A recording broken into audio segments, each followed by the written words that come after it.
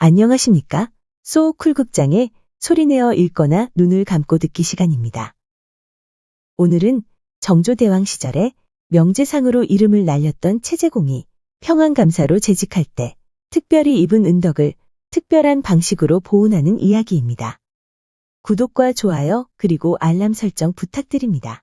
재미있고도 좋은 글로 보답하겠습니다. 한양 사람 김생은 구리개의 십자로 머리에 약국을 내고 있었다. 어느 날 낡고 거친 옷을 입은 어떤 벼슬아치가 초라한 말을 타고서 약국 안으로 들어섰다. 벼슬아치가 인사를 건넨 다음 소매 속에서 약방문 하나를 꺼내는데 보중 이끼탕 50첩이었다. 보중 이끼탕은 매첩에 최상품 인삼 닷돈중이 들어가는 매우 비싼 약이었다. 벼슬아치가 말했다. 이대로 지어주되 아무쪼록 정성을 기울여 주기를 바랍니다. 김생이 대답했다. 들어갈 인삼이 무려 2군이 넘겠습니다. 우리 약국에서는 그 많은 양을 모두 마련할 도리가 없으니 어떻게 하면 좋겠습니까? 우선 이웃 약국들에서 빌려서라도 지어주오. 김생은 관인의 말대로 인삼을 구해 작두로 썰어서 50첩을 급히 지었다. 그것을 벼슬아치 앞에 내밀고 물었다. 약값은 물론 가지고 오셨겠지요? 모두 외상으로 가져가야겠소. 김생은 기가 막혀 한참을 흘겨보던 끝에 부르짖었다. 세상에 어디 이런 일이 있단 말이오? 모친의 병이 극히 위중합니다. 의원의 말이 이 방문대로 약을 써야 효험을 본다고 하는군요. 하지만 돈이 없는 걸 어떡하겠소. 김생은 성이 나서 한나절을 노려보다가 해가 거의 기울 무렵에 이르러 중얼거렸다. 인삼은 이미 썰어 놓았으니 엎질은 물이라 주지 않는다 한들 쓸 데가 어디 있겠소. 잘 가져가시오. 성명이나 말해 주시오. 나는 사간원 정원볕을 다니는 채제공이란 사람이요. 약값은 어느 날이나 갚게 되겠소. 갚을 처지가 된 연우라야 갚을 수 있지 않겠소. 귀하는 남인 나부랭이인데다 성까지 벽성이니 한평생 출세해봤자 기껏해야 강원도 화천이나 아니면 경상도 봉화 같은 후미지고 으슥한 고을에 원님밖에 더하겠소. 그러니 임기를 마칠 때까지 받는 녹봉을 다 모아도 이 약값을 충당하기 힘들 것 같군요. 실로 옳은 말이요. 그냥 잃어버렸다고 치부하는 편이 더 낫겠구려. 입에서 나온다고 다 말인가. 송곳으로 김생의 가슴을 후벼 파는 말을 하더니 미처 대꾸할 새도 없이 약꾸러미를 챙겨 들고서는 화급한 걸음으로 약국 문을 나갔다. 김생이 약값을 셈해보니 좋기 천금이 되는 것이었다. 갚을 길이 없어 집과 약국을 모두 팔아서 청산했다. 신세가 더없이 처량해져서 처가살이했는데 처자식들이 날마다 그를 탓하였고 장인 영감 또한 몹시 괴롭게 여겼다. 한편 10수년 지나는 사이에 채공은 22대 국왕 정조대왕의 중용으로 벼슬자리가 크게 올랐다. 그러나 김생은 원망과 노여움의 감정이 골수에 맺혀 한 번도 그를 찾아가지 않았다. 때마침 채공이 평안감사로 부임하게 되자 장인 영감은 김생에게 대감을 한번 찾아가 뵙고 맡기게 자리라도 얻어보라고 강권하였다. 김생은 마지못해 채공을 찾아가서 배알했는데 공은 전혀 기억도 못하는 듯 물었다. 당신이 누구던가? 김생은 자기 성명을 스스로 아뢰고 옛 인연을 말했다. 헤어진 지 오랜만이로군. 그러고는 옆에 사람들과 하던 말을 재미스럽게 계속하면서 김생에게는 한마디도 다시 건네지 않았다. 김생은 입술을 달싹거리다가 아뢰었다. 소인은 그 후로 점차 곤궁해져서 추위와 배고픔으로 고생하고 있습니다. 원하옵건대 마카에 거두어 두시고 시로리 같은 목숨을 이어가게 해주소서. 채공은 발끈하여 내뱉었다. 막객자리라니. 막객자리라니. 아주 어이없어하는 투였다. 김생은 부끄럽고 분해서 곧 물러나 집으로 돌아와서 처자에게 다짐했다. 굶어 죽는 한이 있더라도 은혜를 저버리고 귀하게 된 저 인간 같지도 않은 말종을 맹세코 다시는 만나지 않겠다. 몇 달을 지나는 동안에 만물이 꽁꽁 얼어붙고 처자가 배고파 부르짖는 겨울이 닥치니 김생은 시름이 몇 곱절이나 더했다. 장인 영감이 그 전경을 보다 못해 김생을 보고 꾸짖었다. 내가 너를 돕는 것도 힘이 다했다. 너는 너의 전 재산을 그에게 주었는데 그는 지금 한 해 24만석을 받고 있지 않느냐? 너는 어찌해서 그에게 갚아 달라지 않고 오직 이 늙은이에게 제비새끼처럼 입만 벌리고 있느냐? 노잣돈을 마련해 줄 터이니 다시 찾아가라. 비록 약값을 전부 갚아주지 않는다더라도 일부라도 주지 않겠느냐? 김생은 대답할 말이 없어 길을 떠나 무거운 걸음으로 10여일 만에 평양성에 당도하였다. 관부의 문을 어렵게 통과하여 공을 배알하자 대뜸 불퉁거렸다. 그대는 못하러. 여기까지 멀리 찾아왔는고? 김생이 주저주저 말을 꺼내려는데 공은 문득 일어나서 나가면서 김생을 노비들이 생활하는 곳에 묵게 하라고 분부하였다. 김생은 어쩔 수 없이 노비 처소로 따라갔다. 가보니 창문은 부서졌고 지붕은 새고 찬바람이 들어오는 곳이었는데 무엇보다 뒷강 근처라 냄새가 지독했다. 한시도 더 머물고 싶은 마음이 없어 날마다 곰께 하직을 드리고 떠나려 했으나 노복들이 막아서 그러지도 못했다. 김생은 몇 달이 가도록 공의 얼굴 한 번 보지 못하고 지내야 했다. 그래서 하직을 드리지 않고 곧바로 떠나려 했다. 그때마다 포졸들이 막아서 밖으로 나가지 못했으며 담장을 넘어 도주하고자 해도 담장이 높아 뛰어넘기 어려웠다. 게다가 방자 한 녀석이 기거 동작을 감시하는 듯해서 마음대로 할 수도 없었으니 영락없이 감옥에 갇힌 죄수였다. 계절이 겨울에서 봄으로 바뀌니 아내도 보고 싶고 돌아갈 생각이 간절해져 참을 수 없었다. 어느 날 새벽에 문을 박차고 공의 침소로 뛰어들었다. 공이 그를 보더니 물었다. 그대는 어찌해서 여태 가지 않고 머물러 있는가? 매번 하직하고 돌아가려 했으나 그때마다 좌우에서 막아 가명의 곡식을 많이 축내게 되었소이다. 이제야 돌아갈 수 있게 되었군요. 채공은 고개를 끄덕이며 말 한 필과 노잣돈 500푼을 내주도록 지시하는 것이었다. 김생은 우선은 반가운 마음으로 물러나왔으나 도중에 생각할수록 분통이 터지고 원망스러웠다. 또 돌아가서는 집안 식구들을 대하여 어떻게 변명해야 할지 답답하기 그지없어 객점에서 미적미적 일부러 날짜를 끌었다. 받은 노자가 거의 다 떨어질 즈음 어둠을 타서 처가에 당도했다. 처가의 하인들이 문 앞에 나와 반가이 맞으며 서방님은 어찌 이렇게 늦게야 오십니까? 하고 안으로 통보하니 온 집안에 환호하는 소리가 귀를 울렸다. 이것들이 필시 내 괴나리 보찌만의 물건이 두둑하리라 짐작하고들 이러는 것이겠지. 헛물켜지 마라.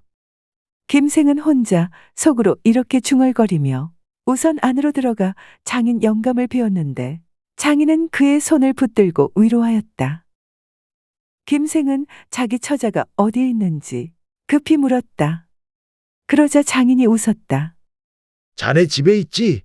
어디에 있기는 어디에 있겠는가? 김생은 더욱 의아해서 물었다. 내 집이 어디 있단 말이오? 자네가 평안도로 가고 나서 한참 지났을 무렵 박생이란 사람이 자네 편지를 가지고 와서 딸아이에게 전하더라. 그래서 새 집으로 이사 가도록 하지 않았느냐? 그 일을 벌써 잊었단 말인가?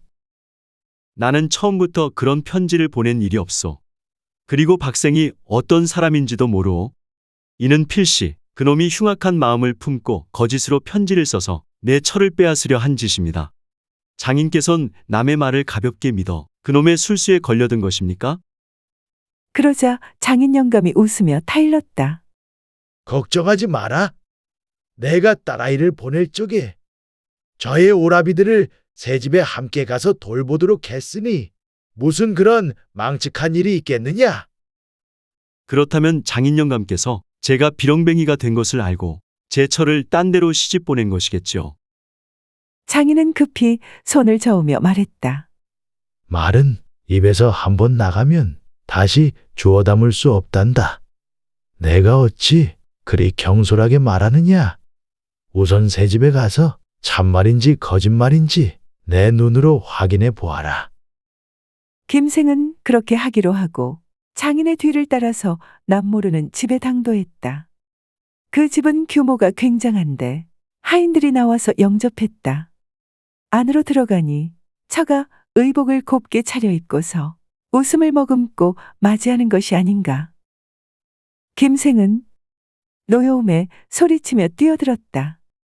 이 잘난 계집이 고대광실에서 부자놈과 어울려 잘도 사는구나.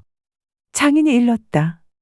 어떤 분이 지금 자네를 만나고 싶어 하니 사랑으로 같이 나가자.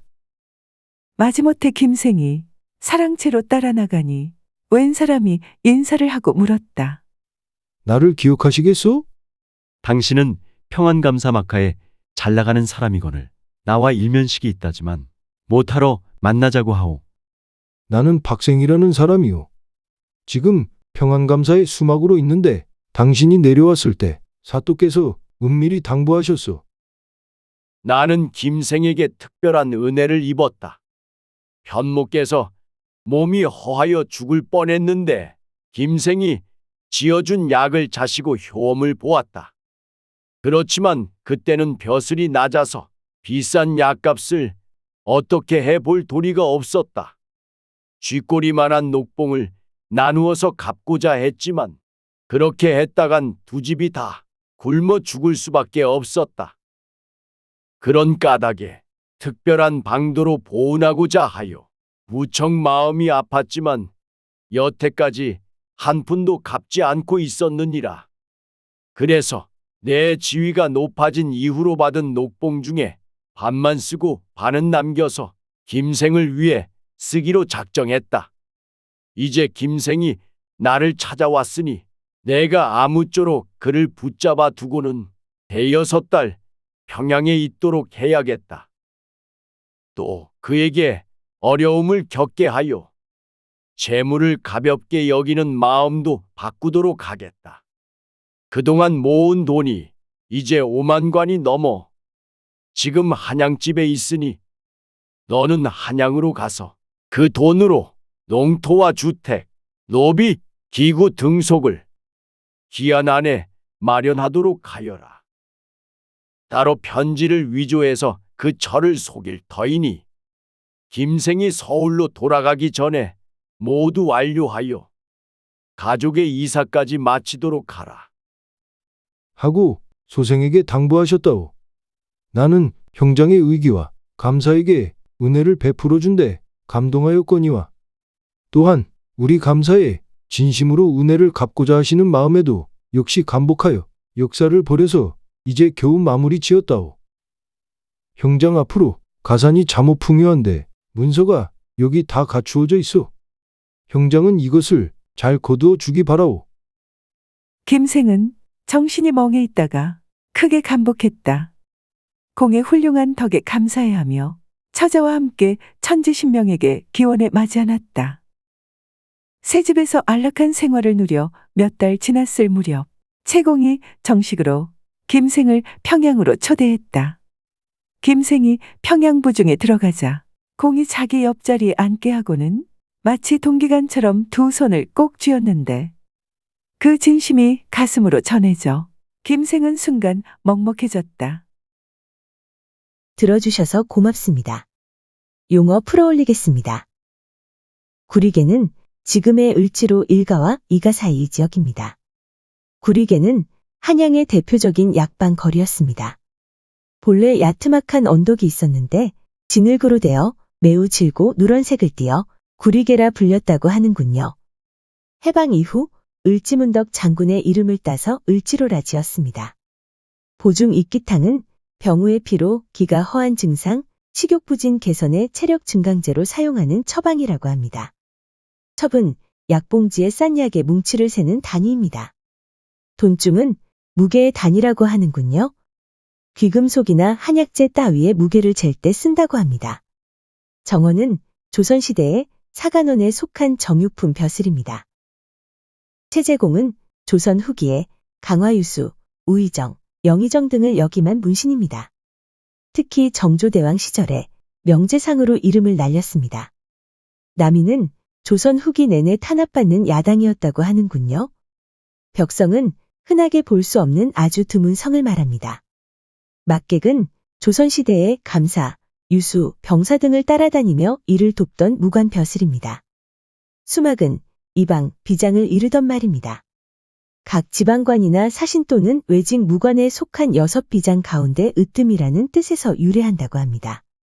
형장은 나이가 엇비슷한 친구 사이에서 상대편을 높여 이르는 2인칭 대명사입니다. 참고문헌과 자료출처 소개에 올리겠습니다. 이명택 교수가 편역한 책 한국서사의 영토가 모본입니다. 국립중앙박물관, 국립민속박물관, 한국민족문화대백과사전, 한국학중앙연구원, 대전시립박물관 그리고 국가유산청의 기사, 그림, 사진을 빌렸습니다. 국사편찬위원회, 우리역사넷의 일러스트를 빌렸습니다. 지역의 문화, 의좋은 채제공 형제가 살던 서울시 종로의 돈이동의 일러스트를 빌렸습니다. 현대화가 운하영의 책, 흑요석이 그리는 한복 이야기에서 그림을 빌렸습니다. 현대풍속화가 김학수의 그림, 옛 서울의 뒷골목을 빌렸습니다. 2019년 우정사업본부 우표를 빌렸습니다. 천지일보, 장수경 기자의 목에 칼이 들어와도 말하겠소, 조선시대 언론 3사의 일러스트를 빌렸습니다. 김홍도의 그림, 전 김홍도 필평안 감사향연도를 빌렸습니다. 히스토리엔, 조선 왕조 어진 시리즈에서 정조대왕 어진을 빌렸습니다. 위키백과와 나무위키의 기사와 사진을 빌렸습니다. 123RF, 핀터레스트, 크라우드픽, 픽사베이, PNG트리 그리고 게티이미지뱅크의 사진과 일러스트를 빌렸습니다. 소우쿨 극장은 일주일에 2번, 매주 화요일과 토요일 오전 11시 전후에 이야기 올리는 것을 원칙으로 합니다. 반면에 쇼츠는 월, 수, 목, 금, 일요일에 한 편씩 올리도록 노력하겠습니다. 고맙습니다. 다음에 만날 때까지 건강하시기를 기원합니다.